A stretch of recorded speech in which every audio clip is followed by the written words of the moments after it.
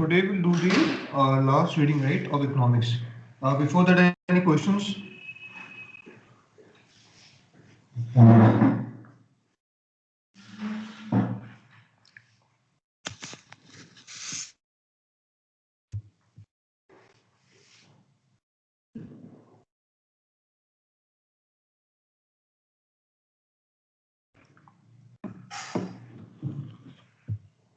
Looks like no questions from the side. ठीक है, तो स्टार्ट करते हैं reading number 18. Okay, currency exchange rates. First of all, what is exchange rate? उसको पढ़ो आराम से and let me know समझ में आ रहा है. And please ask me doubt, okay? In case you want to ask me a question.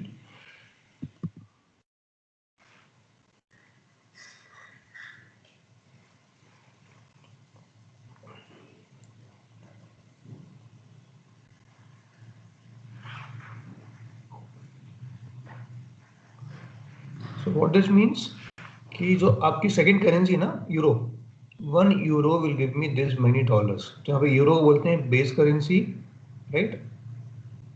And dollar is what? Dollar is the price currency. पढ़ लो हमें next.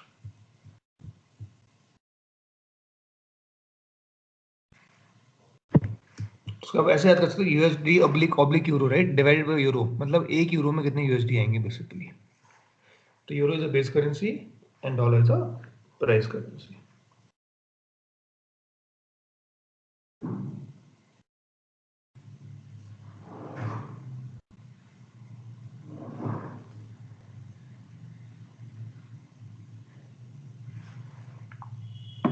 This is very important for you to remember, okay? इसका मतलब क्या हुआ.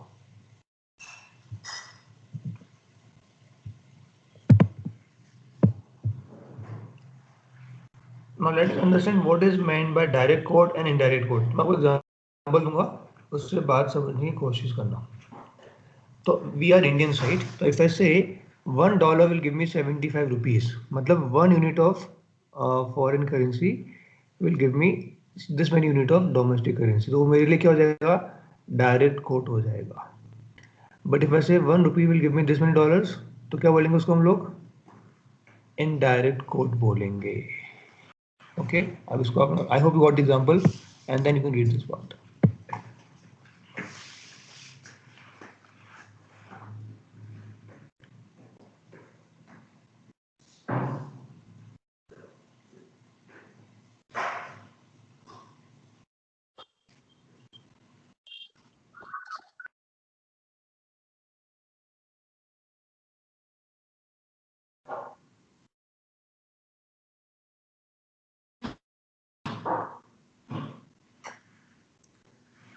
Kindly respond, all of you. That's very important, right? To respond. तो कैसे करोगे? Just I took the example now of you, right, as an Indian, कि sir 1 unit of foreign currency में इतने रुपीस मिलते हैं, उससे डायरेक्ट कोट बोलते हैं. ऐसे इसको बात को समझ लो आप. तो in India we use direct quote, right? That is how you do it. अब हम करेंगे nominal exchange. What is nominal exchange rate? तो हम बोलते हैं ना कि $1 इज इक्वल टू 75 रुपीज. तो कौन सी rate all of us? That is the nominal exchange rate.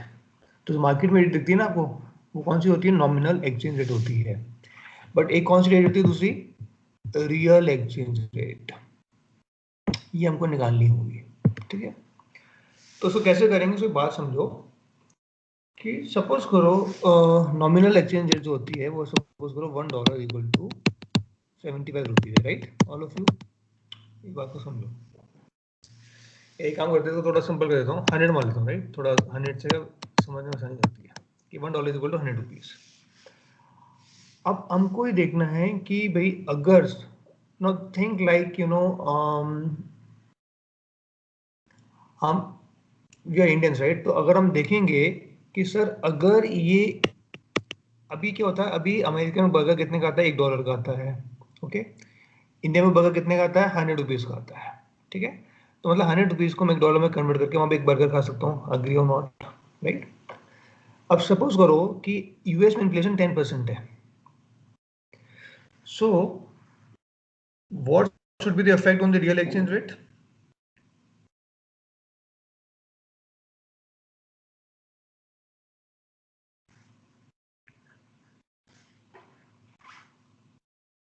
आपको नहीं लगता कि अगर यूएस में इन्फ्लेशन 10% होगा तो मुझे वहां पे बर्गर खरीदने के लिए ज्यादा पैसे खर्च करने पड़ेंगे? ये सुनो, what do you think? Yes sir. तो आपके लिए जो रियल एक्सचेंज रेट है वो डॉलर की बढ़ जानी चाहिए, 110 हो जानी चाहिए। अगर यूएस में इन्फ्लेशन 10% था, बोलोगे sir I need to pay 110 rupees to buy that one burger because that burger which is available $1 has now become equal to $1.1, तो जिसके मुझे खर्च करने के लिए मुझे 110 रुपए खर्च करने पड़ेंगे। तो रियल मतलब कि how much we have to pay to buy the real goods and services। दूसरा तरीका ये हो सकता है कि सब बस वहाँ पे इन्फ्लेशन कुछ भी नहीं है, बट अगर नॉमिनल एक्सचेंज रेट बढ़ जाएगी 110 की, 110 होगी, मतलब पहले $1 में 100 रुपए आते थे, अब $1 में 110 रुपए आ रहे हैं, तो भी मुझे एक बर्गर खरीदने के लिए 110 रुपए खर्च करने पड़ेंगे, तो भी मेरी रियल एक्सचेंज रेट बढ़ जाएगी। गेटिंग इट और not? As I said, as a person living in India, if the nominal exchange rate goes up, the real exchange rate goes up, or if the inflation in dollar goes up, my real exchange rate goes up. Do you agree or not?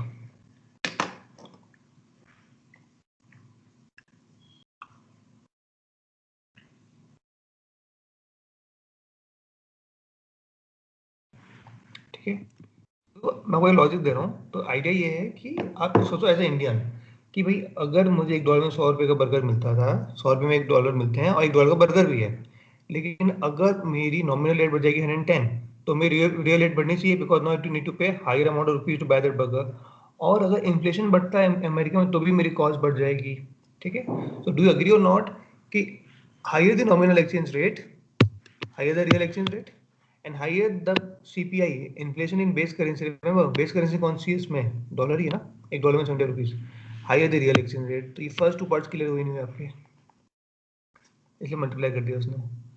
लेकिन अगर India में inflation बढ़ेगा तो उससे आपकी real exchange rate कम हो जानी चाहिए, तो सीपीआई इन प्राइस करेंसी है, मतलब इंडियन रुपीज में, उससे आपका रियल एक्सचेंज रेट कम हो जाएगा। तो ये आपको मैंने लॉजिक दिया फॉर्मूले का कि रादर देन मेमोराइजिंग इट, इसको वैसे समझोगे तो you will find things better. तो एग्जांपल लेते हैं अपन लोग, सपोज को बेस पीरियड में कंज्यूमर प्राइस इंडेक्स सेम है, 100 है, यूएस यूके में दोनों में सेम है, 100 का इंडेक्स इन्फ्लेशन का रेट, और उस टाइम रेट कितनी थी? 1.7 थी नॉमिनल रेट। 3 साल हो चुके हैं, अब एक्सचेंज रेट कितनी हो गई है? 1.6 हो गई है। ओके ऑल ऑफ यू, 3 साल में रेट आपकी जो है 1.6 हो गई है डॉलर पर पाउंड, यूके ना तो पाउंड हो जाएगा ये। और यूएस में कितना इन्फ्लेशन बढ़ गया? 110 हो गया, मतलब यूएस में कितना इन्फ्लेशन हुआ ऑल ऑफ यू? 10% हो गया ना, 110। यूके में कितना हो गया? 12% हो गया। अग्री? तो यहाँ पे हमको समझना पड़ेगा कि 1.6 तो मेरी हो जाएगी द करेंट नॉमिनल रेट। अच्छा, यहाँ पे बेस करेंसी कौन सी है? यूरो है, डॉलर है, पाउंड है, डॉलर है?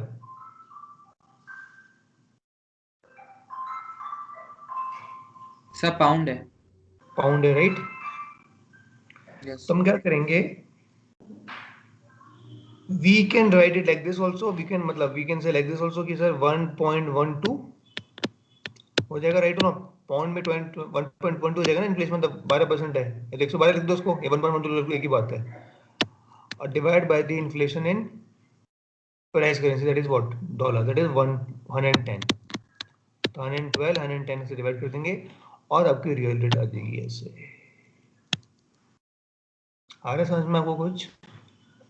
Did you understand the formula? The nominal rate into the CPI or base currency upon CPI of the price currency.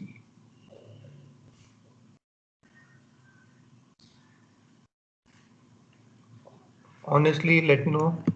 Mayank, Yes, reading sir. it, Diksha, Tanushri.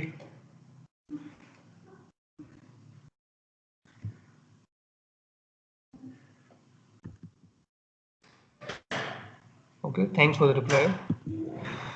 तो ये आपको ऐसे real rate निकालनी पड़ेगी, ठीक है ना? क्लियर? तो वो याद नहीं करना, समझना है, मैंने एग्जाम्पल दिया था ना रुपीज डॉलर, उसे समझो फॉर्मूले को, और फिर आप फॉर्मूले को यूज करना है, बस कुछ नहीं उसके बाद। ओके,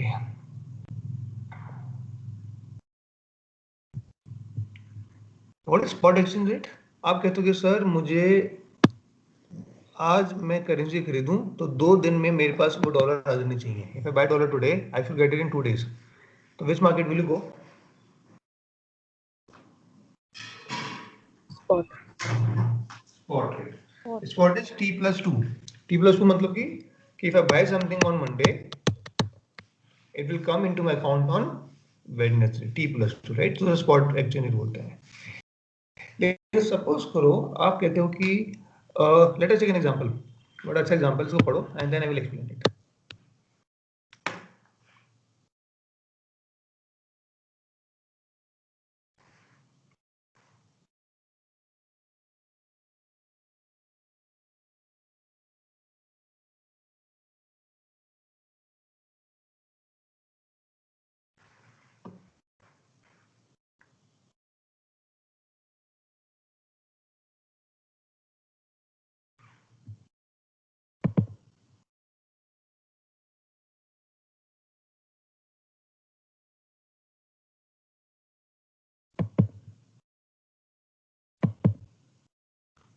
मुझे बताओ कि यहाँ पे आपकी रिस्क क्या है. यहाँ पे after 6 months you will receive 10 million pounds.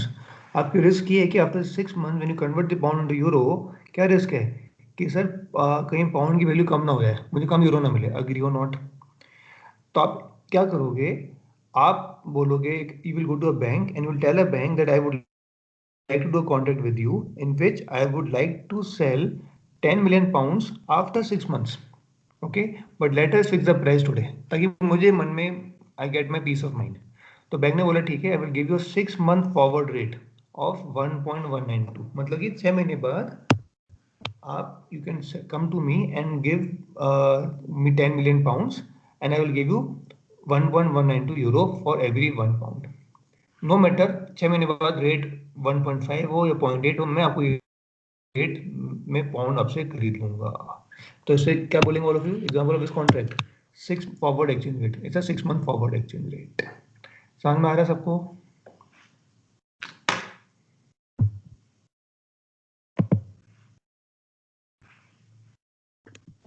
Yes, sir. And obviously now we'll cover it in more when I talk about derivatives.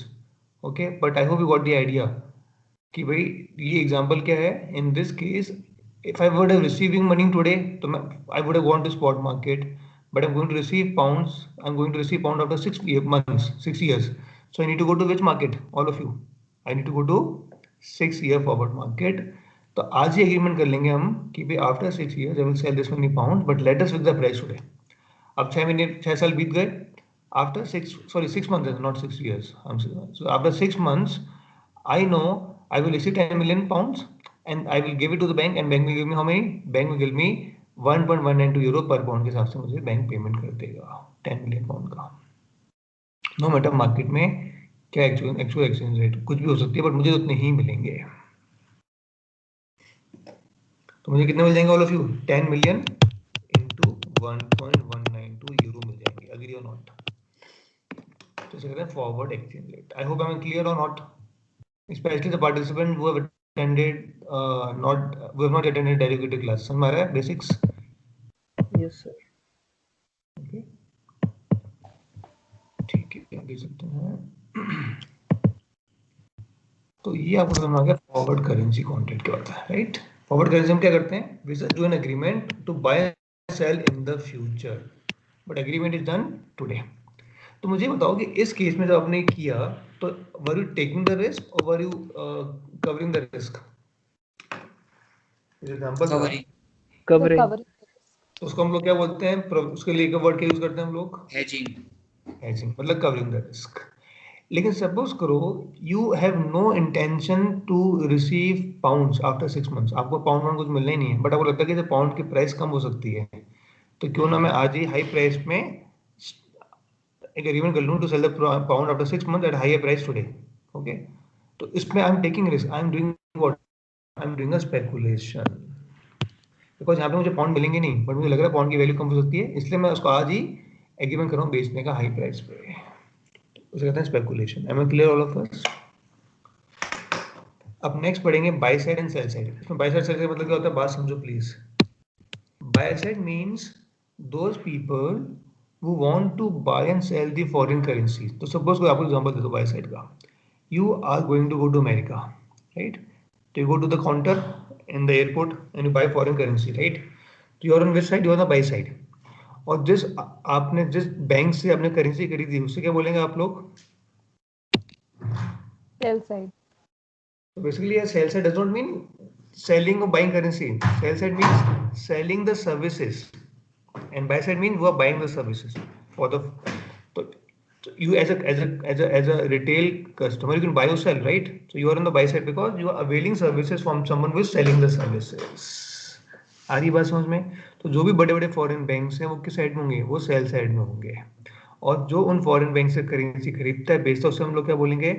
By side. Am I clear on this part or not? The buy means what? Buying the services from the sell side.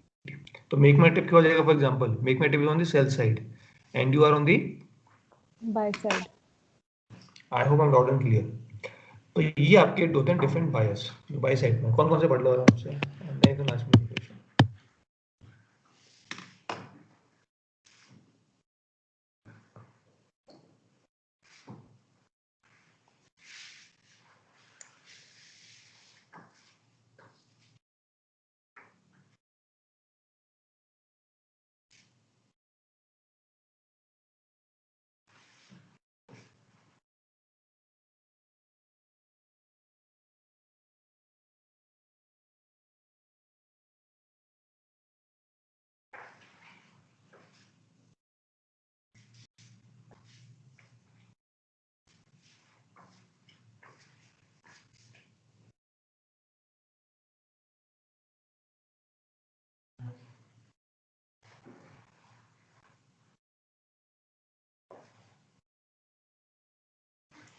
What are derivatives?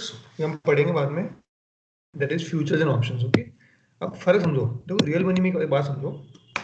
Why we call it real money accounts? Because suppose आपने actually में 100 रुपए दिए और आपने stock अपने currency खरीदी, तो बोलते हैं real money, right? You paying in real money and then you buying the currency, right? Real money accounts. Derivative में क्या हुआ, ध्यान दो, आपने कॉन्ट्रैक्ट किया था कि I am going to sell 10 million pound after 6 months, agree? अभी तो आपने कुछ भी बाय सेल नहीं किया, ना पेमेंट किया, ना आपको कुछ मिला, तो उसे बोलते हैं leverage. Leverage means where we do not make any payment, we just do some transaction, right? तो रियल मनी क्या हुआ, when you buy in the spot market that's a real money transaction, we have to pay in real money right now. But when you buy or sell in derivatives, you're just doing an agreement, but actual transaction will take place sometime in the future. उसे कहते हैं leverage accounts. I hope you know what the difference कि real money का मतलब क्या हुआ, where you actually making the payment right now.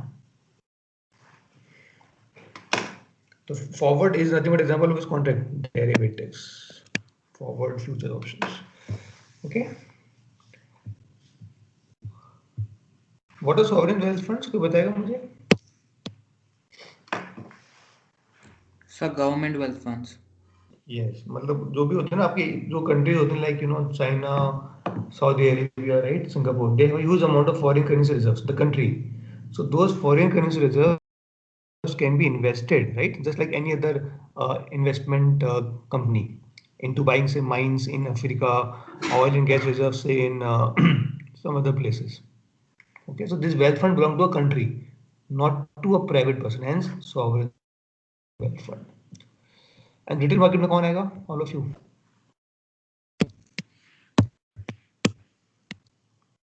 You and me. Okay, clear? अब थोड़ा न्यूमेरिकल करते हैं हम लोग। All of you please read this first paragraph and let me know any doubt.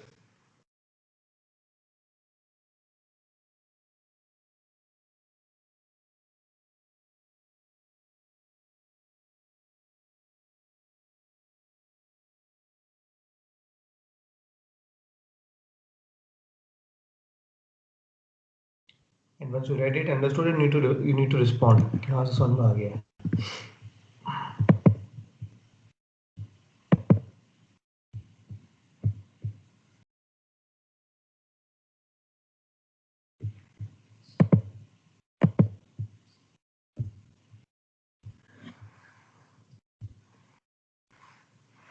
How much euro has depreciated, all of you, against dollar?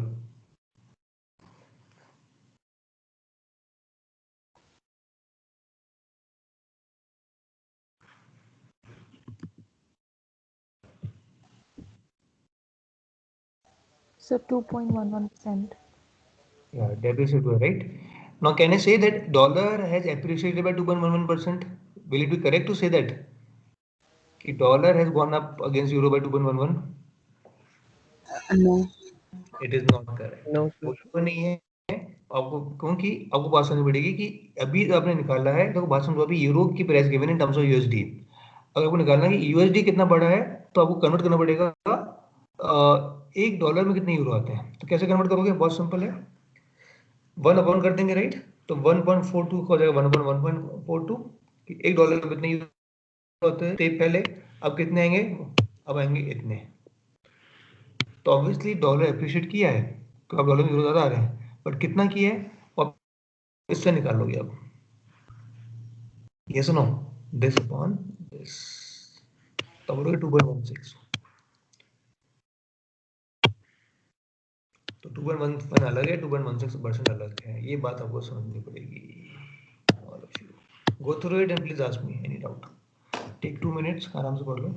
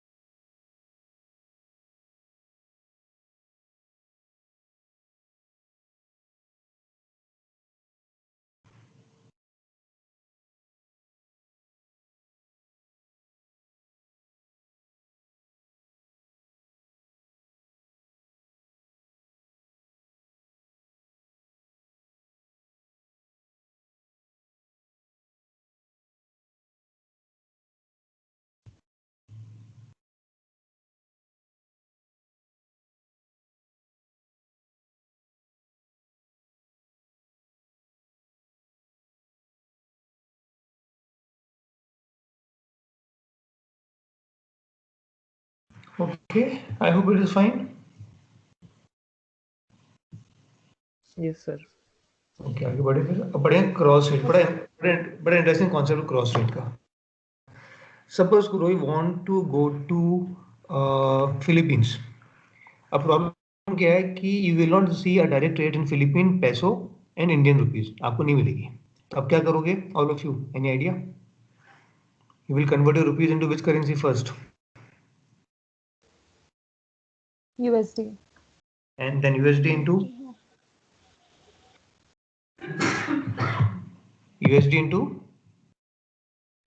Filipino peso, right? मतलब there will be 2 steps, rupees to USD and USD to Filipino peso। तो समझना पड़ेगा कि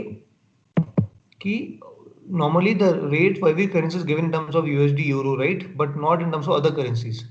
तो मैं क्या करना पड़ता है, we have to calculate the cross rate। What is cross rate? तो यहाँ पे जो मैं रेट निकालूंगा डॉलर सॉरी पैसो और रुपये के बीच में से क्रॉस रेट बोलेंगे, मतलब A to B and B to C, right? यहाँ पे B क्या हो जाएगा? डॉलर हो जाएगा, तो उसे कहते हैं क्रॉस रेट। आपसे एग्जाम पूछें क्रॉस रेट निकालने के लिए, तो will do one question on this. समझ में आ रहा है कुछ? ये पढ़ लो आराम से। थर्ड करेंसी जनरली USD और euro, okay? And read this example, then I will tell you how to solve it.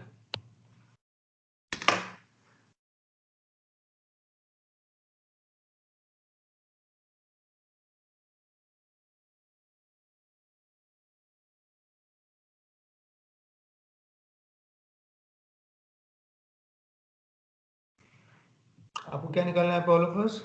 कि सर जो ध्यान दो, आपको इसको पढ़ना पड़ेगा। Can tell me which is the base currency in this? I am confuse.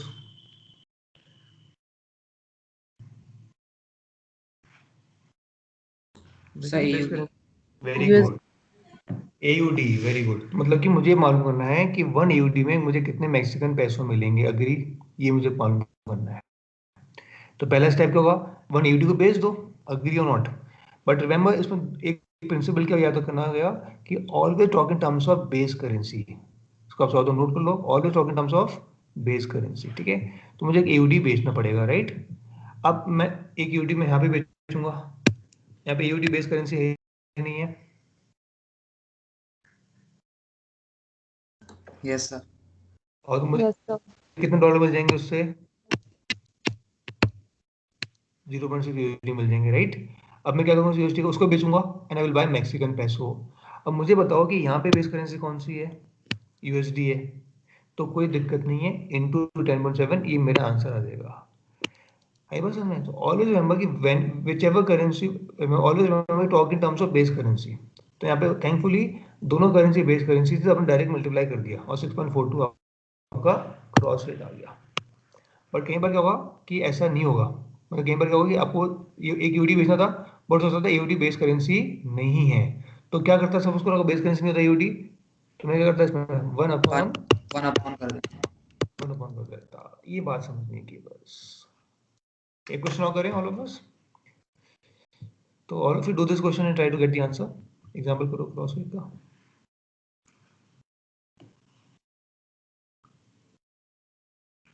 अच्छा, निकालना ये तो मालूम होना चाहिए, निकालना ये मुझे all of you, this I want to calculate.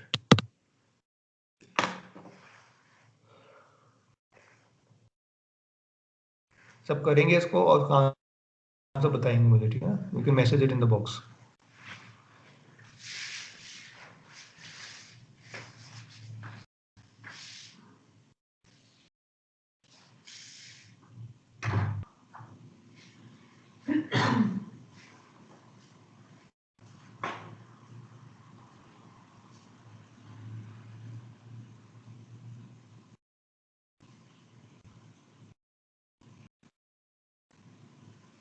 Is it 0.79? How much it is? 0.7?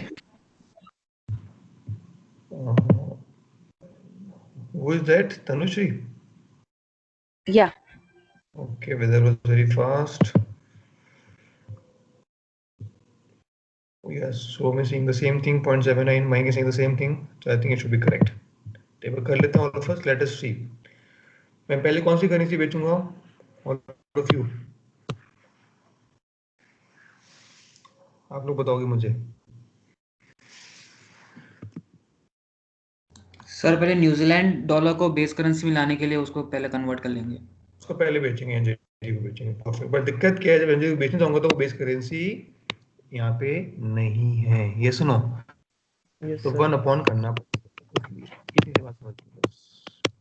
अब आप यूएसडी आ गए, अब यूएसडी को बेचोगे, और अच्छी बात ये कि आप यूएसडी बेस करेंसी है ऊपर, ये सुनो। तो यहाँ पे सीधे 1.7799 करके मेरा आंसर आ जाएगा। That's it. गेटिंग इट और not? 0.79। Divya, you got it? Divya, Riya? Yes, sir. Okay, ठीक है। तो आई थिंक आपको समझ आ चुका है। Let us go to the book again, ठीक है। हम चलते हैं forward exchange rates. I hope you know what is forward exchange rate, in which you do a contract to buy or sell today or sometime in the future. Future. In future. And the price is fixed today or price will also be fixed in the future? Today. Today fix. Very good. That is known as forward exchange rate. Very, very good. ठीक है। अब होता क्या, generally you know in the foreign currency market the rates are given up to 4 decimal points, right? मतलब 75 rupees, 0.4321 rupees, right? Up to 4 decimal point होता है ना? Up to 4 decimal points. तो अब थोड़ा सा समझते हैं हम लोग कि ये कोड का मतलब क्या हुआ। सॉरी, व्हाट इज 18.3 है ना, ये हम थोड़ा बताता हूँ आपको मैं, इसका मतलब क्या हुआ कि चलो let us take example. Suppose करो आपकी स्पॉट रेट कितनी है पे 0.7313 स्पॉट रेट गिवन है ना, और कह रहा वन फॉरवर्ड रेट क्या है प्लस 3.5 पॉइंट्स है। तो क्या बात समझनी पड़ेगी कि बेसिकली कितने डेसिमल तक हम लेते हैं all of us, up to 4 decimal लेते हैं ना, राइट। तो यहाँ पे 3.5 का मतलब क्या हुआ, यहाँ पे 3.5 का मतलब ये 0.0003 5. Another example, 18.3 का मतलब क्या हुआ? Remember, अब we take up to 4 decimal point. 0.00183. Are you getting it or not? So you need to sir but convert ये तो फिर point. 5 डेसिमल पॉइंट हो गया ना. तो वही अरे 18.3 में डेसिमल लगा दिया ना हमने, इसलिए डेसिमल अपने उसमें भी लगा दिया, 4 से 5 पे आ गया ना. अगर 18.3 होता तो 0.0018 हो जाता ना. बात समझो. और अगर ऐसे भी समझ में नहीं आ रहा है तो सिंपल तरीका है, क्या करोगे? सिंपली डिवाइड पॉइंट्स बाय 10,000, ऐसे कर लो, तब वो सेम आंसर आ जाएगा जो मैं निकालता हूँ. Can you see? Divide by 10,000. बात वही है, we taking up to 4 decimal points. अब ऐसे करके ये आंसर निकाल लेंगे. एम आई क्लियर और नॉट? तो आपके ऊपर कैसे करना है. You can divide by 10,000 points को कन्वर्ट कर लो डेसिमल में, उसके बाद और ऐड कर दोगे, और या इसको ऐसे भी कर सकते हो, जो आपको समझना है. I don't divide by 10,000, I get the logic वही कि भाई ये 3.5 पॉइंट्स हैं, अप टू 4 होना चाहिए, तो 0.003 होना चाहिए. सुनो, और उसमें डेसिमल लगा दिया, तो मैंने गलत कर दिया. 0.003 होना चाहिए, उसमें डेसिमल लगा दिया, 5 आगे आ जाएगा, अप टू 5 हो जाएगा. Getting it? तो whatever way suits you, you can do it. मैं दोनों तरीके बता दिए. ठीक है, कर लोगे इसको. to find out the forward rate from the spot rate if the points are given. ये वाला खुद करो, इन परसेंटेज निकालना है इसमें आपको.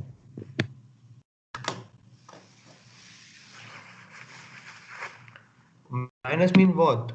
कि यहाँ पे forward exchange rate is selling at a discount to the spot rate. ये सुनो, ये मतलब है ना माइनस का. Forward exchange rate is selling at a lower price as compare to spot price.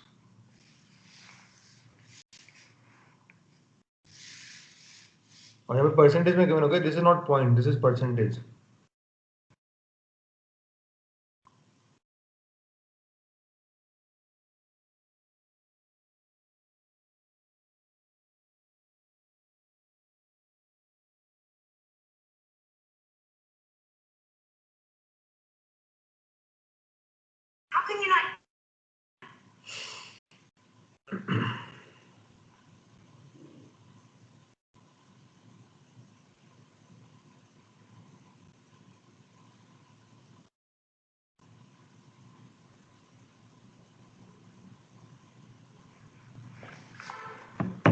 Any doubt in this part?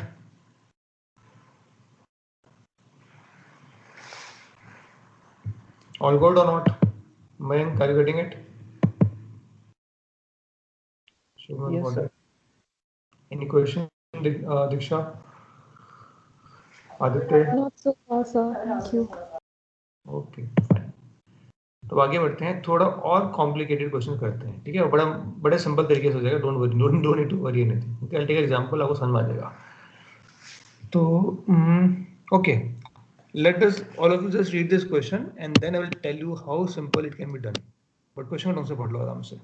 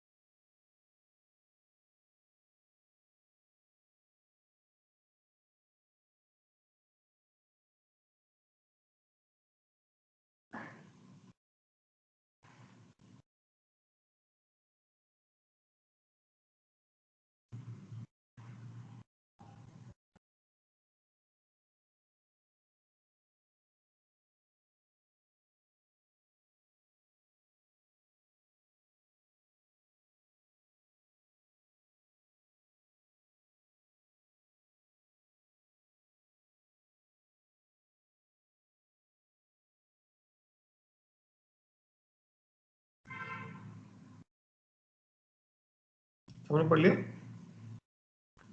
So now let me explain this to you. कैसे करेंगे इसमें.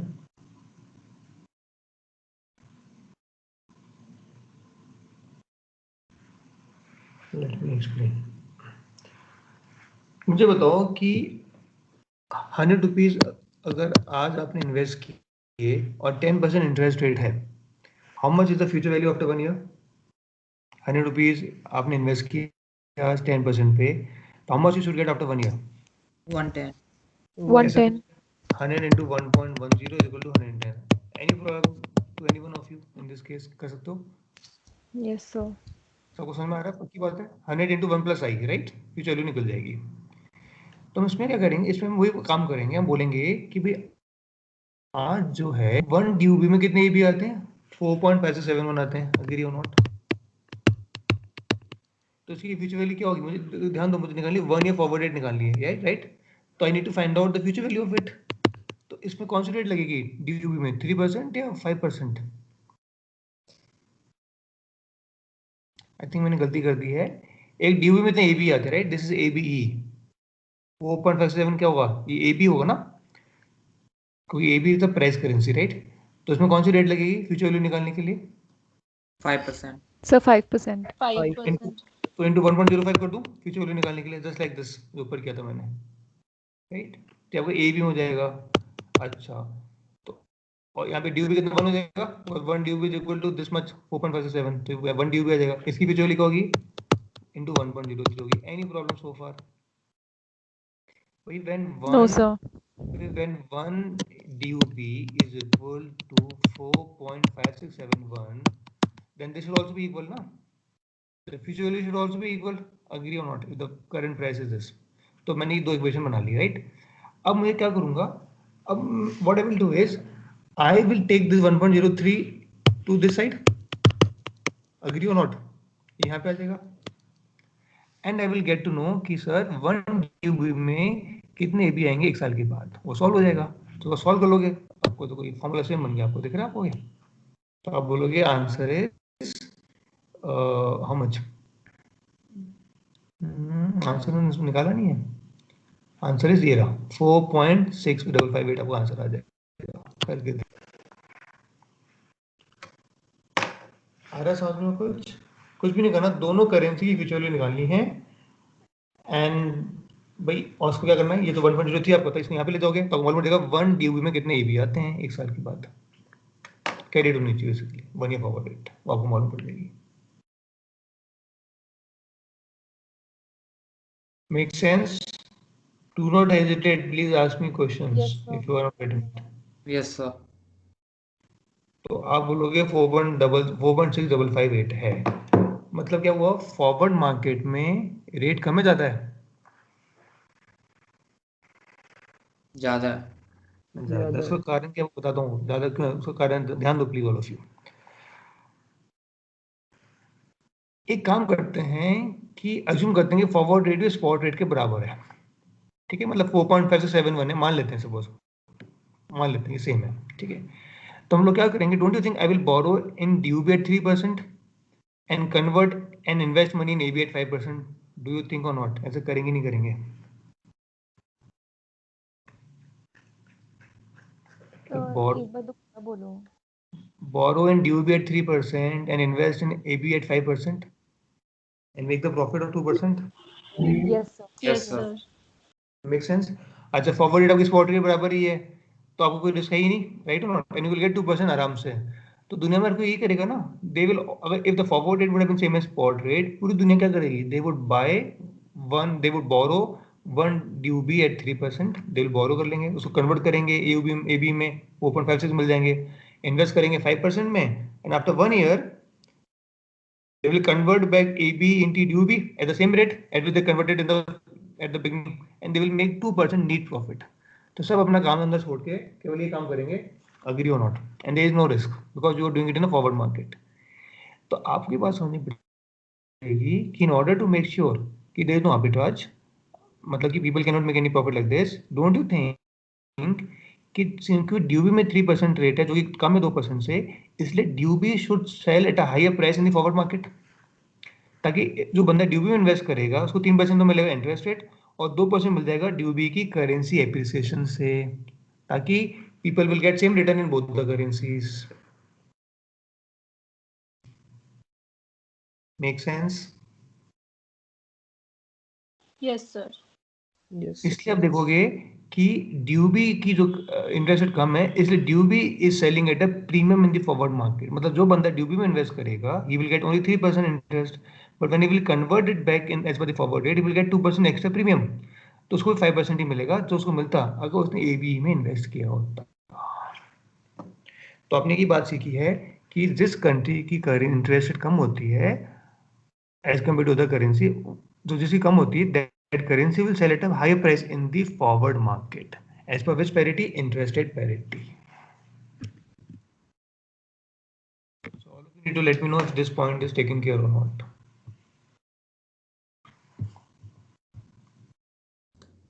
Yes sir. पक्की बात है, समझ में आ गया है ना? एक दो बार और वीडियो देख लेना, but this is a logic, okay? So no need to memorize any formula, I give you the logic कि लॉजिक लगाना है, उसको सॉल्व करना है। तो इसको लाइन को पढ़ के बताओगे, समझ में आएगी बात।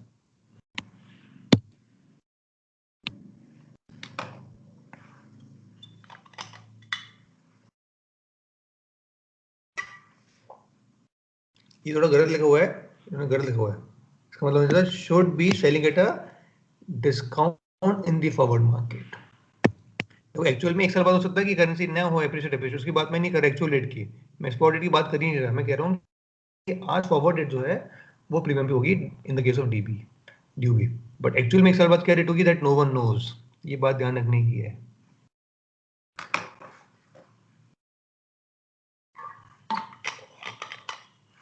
Okay,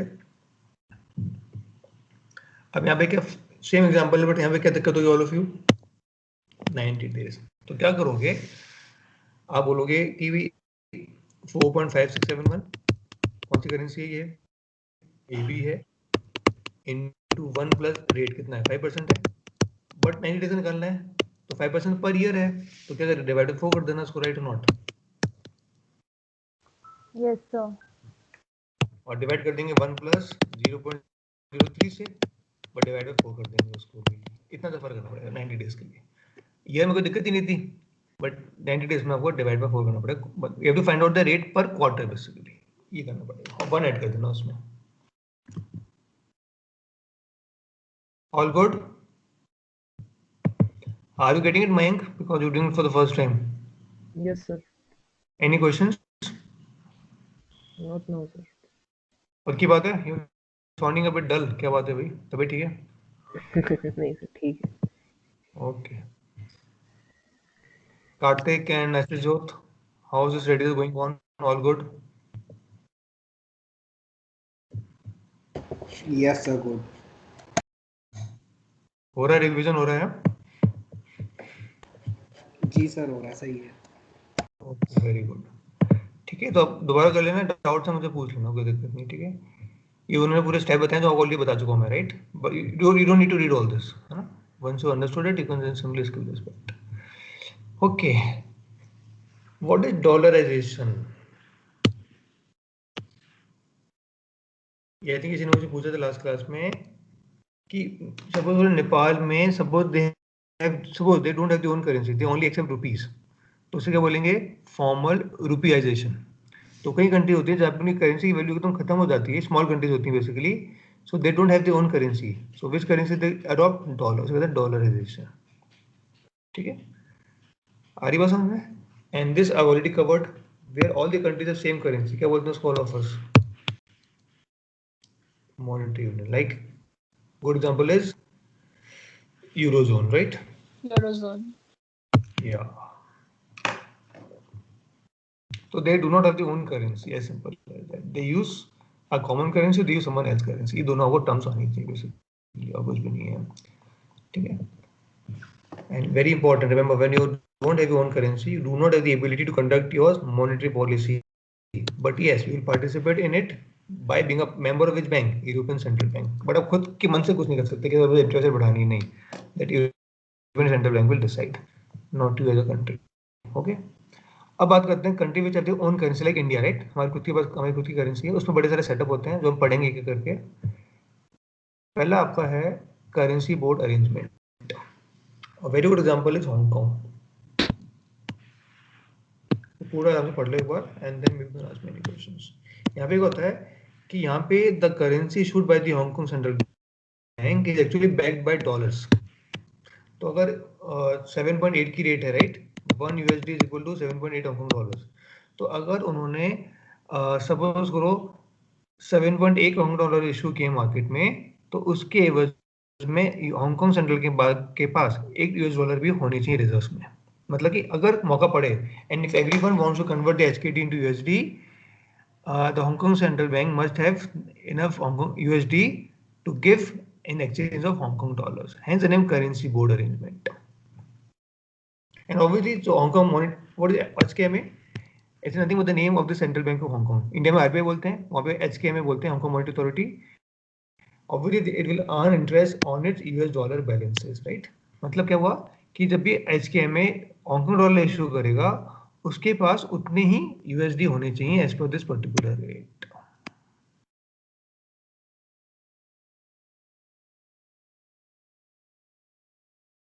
Okay, and in that case they will not be able to conduct any independent monetary policy. I will tell you why. तो यहाँ पे क्या होता है, यहाँ पे एक्सचेंज रेट फिक्स होती है, 7.8 फिक्स्ड है. ठीक है, अब बात समझो कि अगर यूएस डॉलर में इन्फ्लेशन ज्यादा है, सपोज करो हांगकांग डॉलर से, तो यूएसडी में इंटरेस्ट रेट बढ़ जाएगी, और करेंसी फिक्स है, तो लोग क्या करेंगे, दे विल बोरो इन एचकेडी कि 7.8 एचकेडी लो, मुझे 1 USD दो, बोरो कर ले 6% पे, और वहाँ पे इन्वेस्ट किया यूएस में 8% पे. तो उसको, तो आपको भी क्या करना पड़ेगा as a central bank to stop that flow, आपको भी अपनी इंटरेस्ट रेट बढ़ानी पड़ेगी. इसलिए मैं कहना चाह रहा हूँ कि in this case HKMA will not have the ability to conduct independent monetary policy and will import the inflation rate of the outside currency. आ रही बात समझ में? तो USD अगर US डॉलर में रेट कम होगी, इंटरेस्ट रेट, उन्हें भी अपनी इंटरेस्ट रेट कम करनी पड़ेगी, हांगकांग डॉलर में भी कम करनी पड़ेगी. They cannot conduct their own independent monetary policy. Is this clear, all of us? Yes, sir.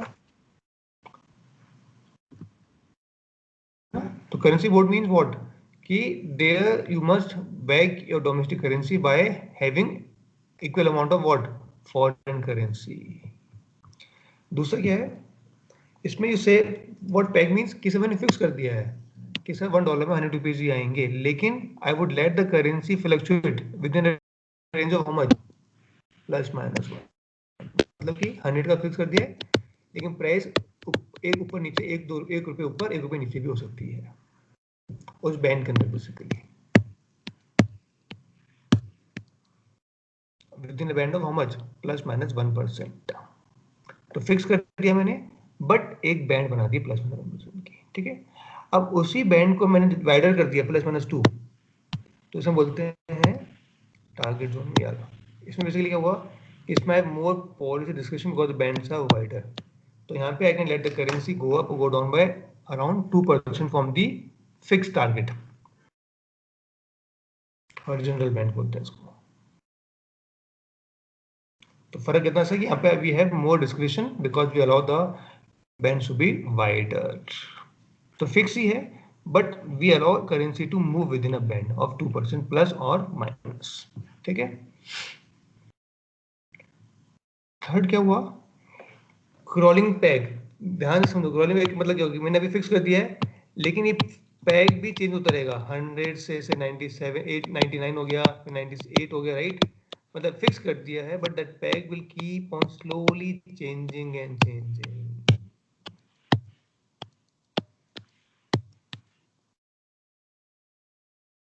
तो बोलते हैं पैसिव क्रॉलिंग पैग. धीरे धीरे वो पैग चेंज होता रहेगा. और एक्टिव क्रॉलिंग क्या हुआ, जिसमें हम फ्यूचर में हम पहले बोल देंगे कि भाई after 1 week the peg will become 99 and 98. तो व्हेन वी एक्टिवली अनाउंस कि फ्यूचर में कैसे रेट चेंज होगी, तो एक्टिव हो जाएगा.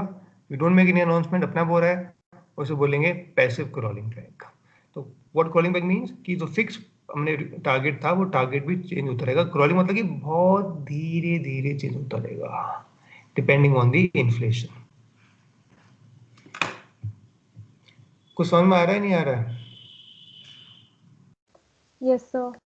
ओके, तो वर्ड्स समझना, क्रॉलिंग मीन व्हाट, पैग भी धीरे धीरे चेंज हो रहा है. ओके, अब इसको समझो. क्रॉलिंग बैंड्स, क्रॉलिंग बैंड का मतलब क्या हुआ कि सर पहले बैंड थे प्लस माइनस 2% के, फिर हो जाएंगे plus minus 3, plus minus 4, plus minus 5. मतलब धीरे धीरे में पैग से will go to which rate, all of us? Floating exchange rate, by making the bands wider and wider.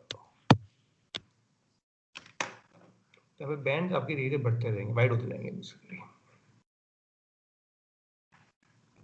Okay, तो ऐसे याद करना, क्रॉलिंग मतलब कि बैंड्स वाइडर हो रहे हैं और मैं कन्वर्ट कर रहा हूँ फिक्स्ड टू फ्लोटिंग और over a period of time, एकदम से नहीं करूँगा, राइट। नेक्स्ट कौन सा फ्लोटिंग है, मतलब यहाँ पे rate is as per market, but RBI will keep on intervening. जब आरबीआई को लगेगा कि डॉलर की प्राइस बहुत बढ़ गई है तो क्या करेगा आरबीआई, डॉलर बेचना शुरू कर देगा। रुपये की प्राइस बढ़ गई है तो रुपये बेचना शुरू कर देगा। मतलब आरबीआई बोला फ्लोटिंग पॉलिसी है, market will decide but RBI will keep on intervening in the market to manage it as per its, to keep the market stable.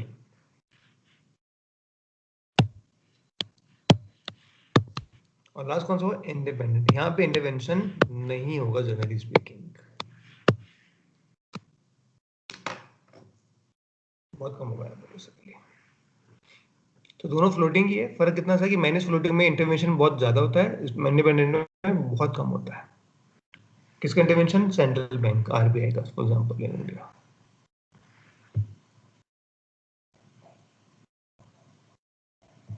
Okay that's it. आ रहा समझ में? Any questions, let me know. Yes, sir. Okay. I hope you're finding it interesting, all of you. Boring नहीं लग रहा? It's all logical, right? There's nothing to memorize. सब समझने का है। कुछ भी याद नहीं करना इसमें। अभी थोड़ा सा कॉम्प्लिकेटेड अप्रोच आ गई है आपके पास, दो अप्रोच हैं। Then I think this approach complete also. उसके पहले मैं I hope all of you remember this example or not. हम लास्ट टाइम पढ़ा था। इसको थोड़ा I don't like the way they put it. I put it like this. Saving is equal to what, all of us? Investment plus G minus T, ऐसे बना लो इसको आप। हाँ सेम इक्वेशन है दोनों, लेकिन मुझे ऐसे लगना पसंद है because this way I can remember it. I don't know which one you prefer, whatever, right, but you should be able to make the formula. And I hope we understood this right कि अगर मेरा savings कम होंगी, suppose करो savings मेरी कम है, तो this will be surplus और डेफिसिट। करंट अकाउंट सरप्लस और डेफिसिट होगा अगर savings are not enough.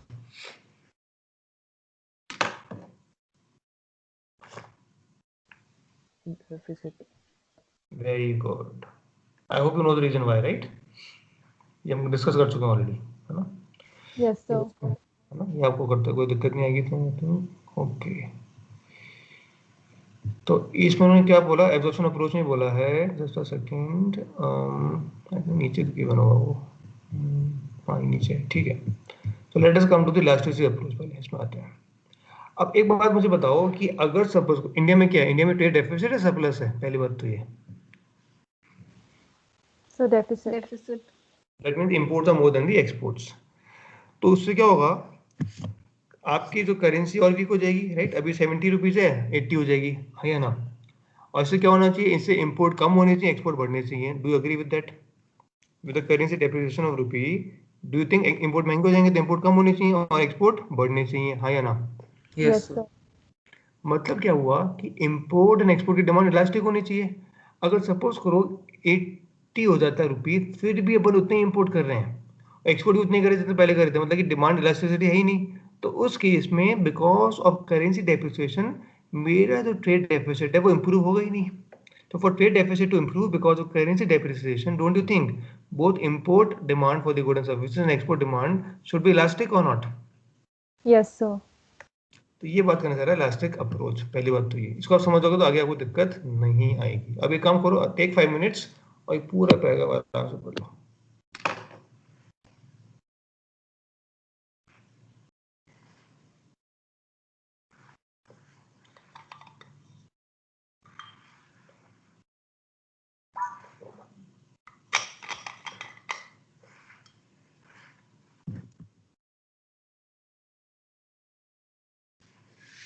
Very good example is crude oil. हम जानते हैं कि तेल कितना महंगा हो जाए इंडिया में, राइट, महंगा हो ही रहा है। We are consuming it without any decrease in quantity. तो उससे क्या हुआ कि अगर इंडियन रुपये डेफिसिट करता है तो भी हमारी डिमांड कम नहीं हो रही है इंपोर्ट्स की, तो उस केस में ट्रेड डेफिसिट और वर्सन होगा, इंप्रूव नहीं होगा। तो ये अप्रोच कहती है कि for currency depreciation of rupee to improve your trade deficit को कम करने के लिए both import and export demand should be elastic. अगर वो नहीं होगा तो आपका ट्रेड डेफिसिट कम नहीं होगा बिकॉज ऑफ करेंसी डेप्रिसिएशन।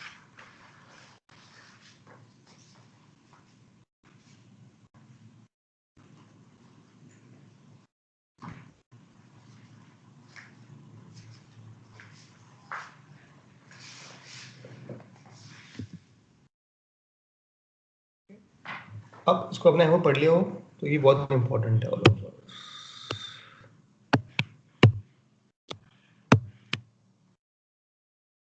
मतलब क्या हुआ कि because of currency depreciation increase in export expenditure should be more than the increase in the import expenditure, ताकि मेरा ट्रेड डेफिसिट पहले से कम हो जाए।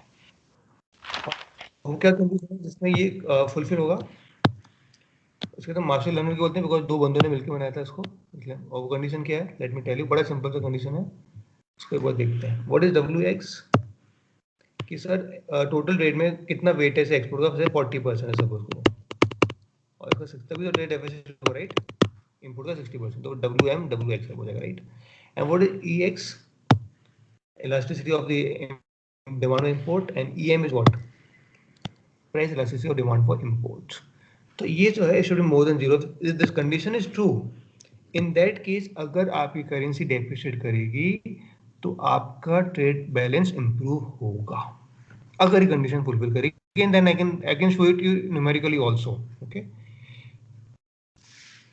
कि वो आपको हो जाएगा। लेकिन उसके लिए ये जो है पॉजिटिव होना चाहिए, ठीक है? इसे कहते हैं जनरल कंडीशन है। इसमें होती है क्लासिक कंडीशन। वो कब होती है?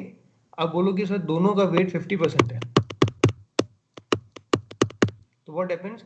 WM becomes equal to WX only, yes or no? Agree or not?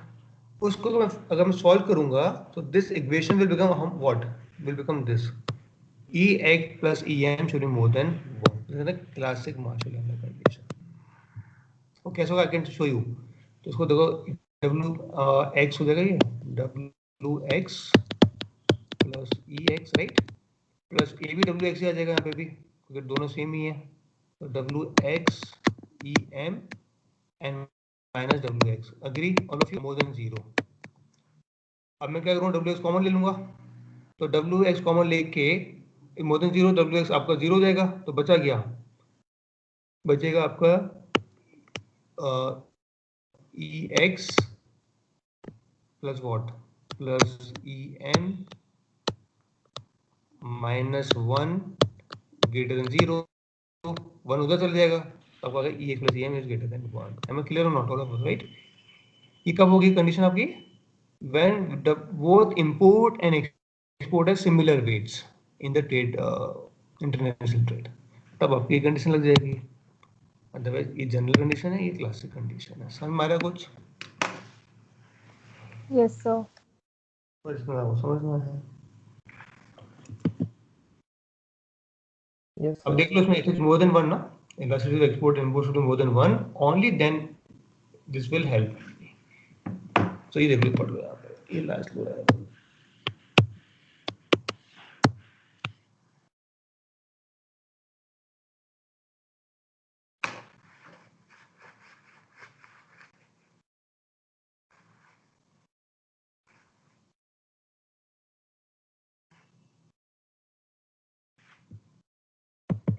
Have you got it, Tanushree?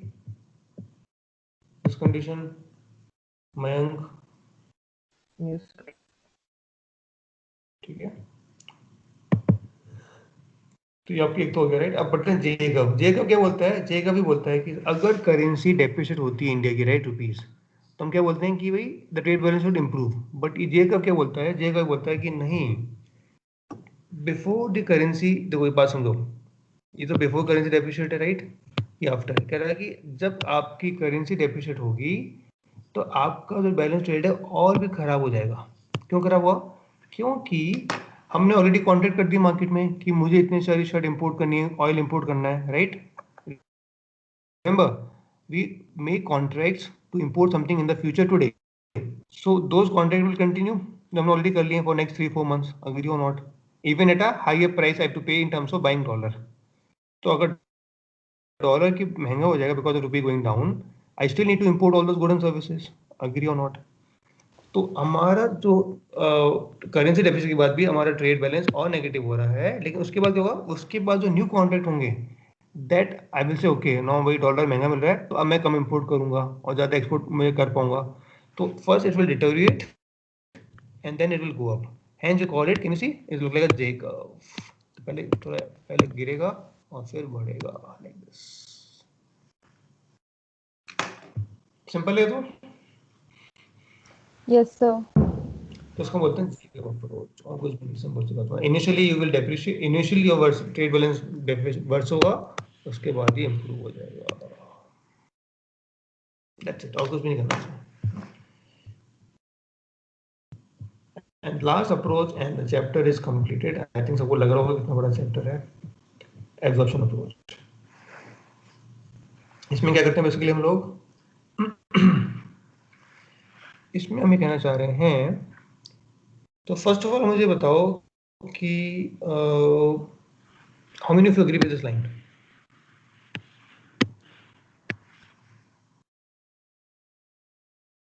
remember that equation s is equal to something something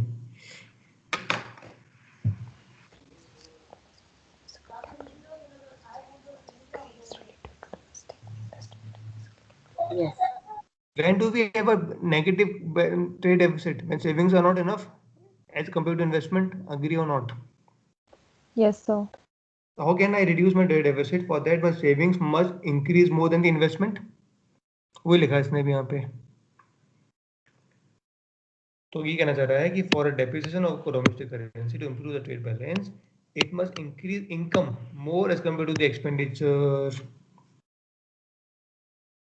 तब जाके ही करेंसी अगर रुपये टूटेगा तो मेरा ट्रेड बैलेंस इंप्रूव होगा ठीक है तो ये कहना चाह रहा है कि सपोज करो करेंसी डेप्रिसिएशन हो गया right it also depends upon कि अभी इंडिया में current level of capacity utilization क्या है मतलब कि जो फैक्ट्रीज काम कर रही हैं वो 70% पे कर रही हैं काम या 100% पे कर रही हैं 30% कर रही हैं अगर वो से 70-60% में कर रही हैं तो क्या होगा बिकॉज ऑफ करेंसी डेप्रिसिएशन लोग बोलेंगे I will not buy iPhone made in America I will buy phone made in India क्योंकि बहुत महंगा मिल रहा है ना $1 का आ रहा है तो in that case domestic goods and assets will become more effective as compare to foreign goods अगर इंडिया में कैपेसिटी बची हुई है so that I would be able to increase my production and cater to the demand तो इससे क्या हो जाएगा इससे फॉरेन गुड्स एंड असेट्स से लोग आएंगे toward domestic goods and will increase both expenditure and income but income will increase more than the expenditure it will improve the balance of trade लेकिन सपोज करो इंडिया में factory already 100% capacity पे काम कर रही है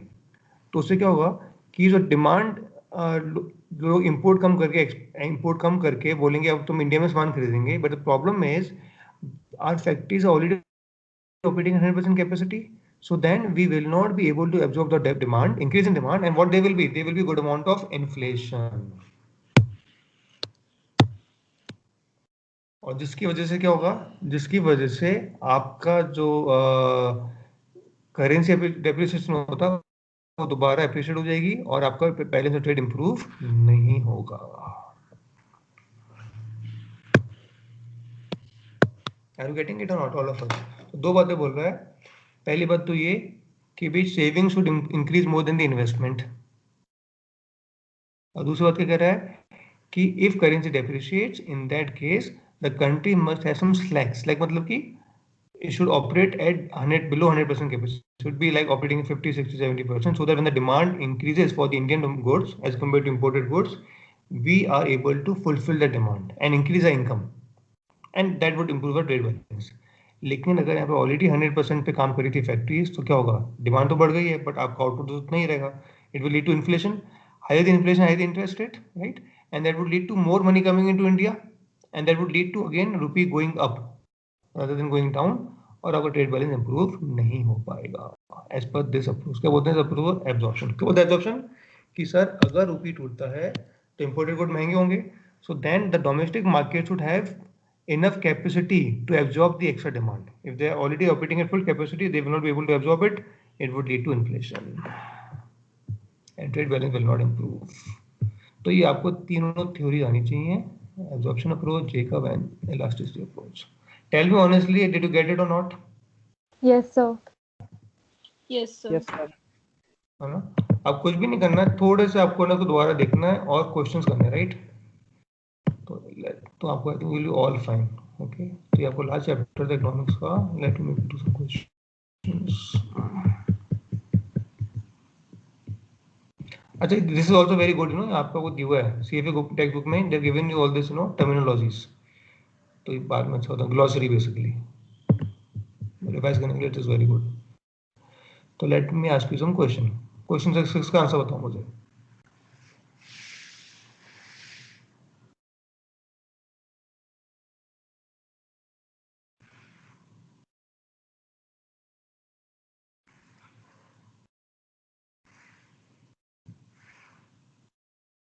अरे थोड़ा कॉम्प्लिकेटेड, आराम से पढ़ के बताना.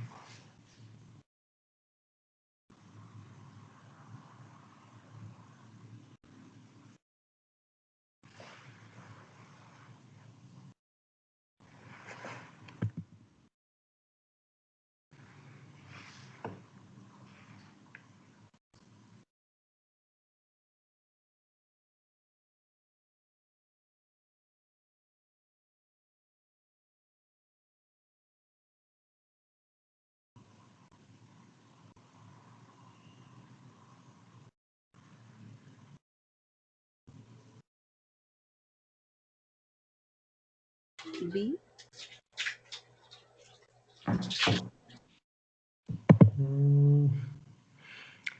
पहली बात तो ये है कि you are living in Switzerland, right? So for you indirect quote would be what? It Sir, would it's be in C. one currency, right? Foreign Answer currency, cannot, price currency. answer cannot be B, first of all. Sir, it's C. C. Yeah. Answer cannot be A. C. Because एक euro में इतने Frank आते हैं. A. एक Frank में A. कितने euro आते हैं? I hope you're getting the point. Question बड़ा सिंपल सा है, बट आप you're falling into the trap. पहले क्वेश्चन ढंग से पढ़ो और देखो ऑप्शन नहीं हो सकता है. बी तो ऑप्शन हो ही नहीं सकता था, क्योंकि for a person living in Switzerland, for him the direct code would be how many domestic currency will come in 1 euro? What is CHF? That is Swiss franc. So उस executive के लिए Swiss franc तो domestic currency है. अभी clear all of समझ में आ गया? Why it is not सी? भाई एक यूरो में इतने फ्रैंक आते हैं ना, एक फ्रैंक में कितने यूरो आएंगे? कम ही आएंगे ना, 1 से 1/1.2983, राइट? ऐसे करो ना, 1/1.2983. Got it? So please, if you're making mistake, no worries, but learn from the mistake. If you don't learn from it, then it becomes problem. Okay, एक क्वेश्चन करते हैं ये वाला 9th, क्रॉस इट करो.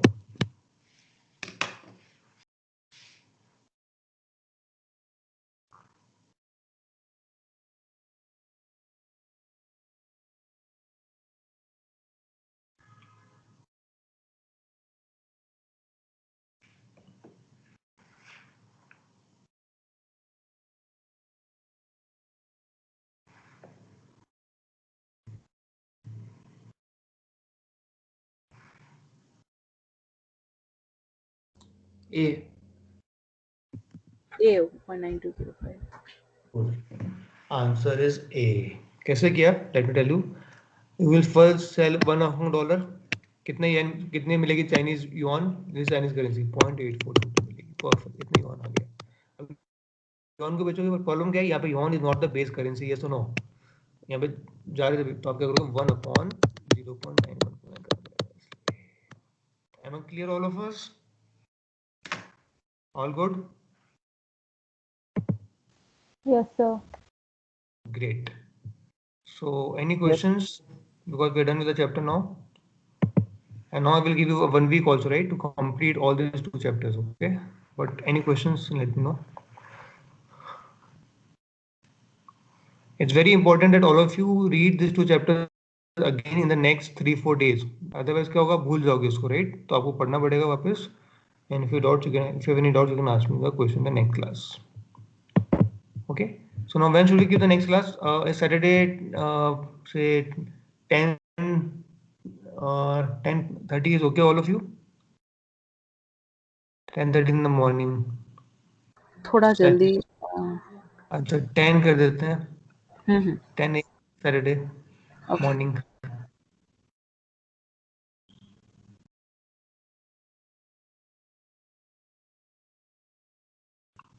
Is it fine, all of us? Okay, so the second point is, if you get confused with the time, remember, come to Skype, and if you see this heading, right, CFA level 1 economics, मैं अभी time change कर दूंगा, right? So whenever you get confused कब class है, you can simply log into Skype app and see कि group की heading क्या है. CFA level 1 economics, Saturday 10 a.m. Okay, so no need to get confused. You can simply come to Skype and see, right? कि क्या वो दिखा रहा है टाइम, क्या डे दिखा रहा है, क्या टाइम दिखा रहा है, simple as that. Okay, thank you then, good night and see you on Saturday at 10 a.m. Okay, sir. Thank you, Thank you, sir. sir. Bye. Thank Thank you, sir. Okay, bye.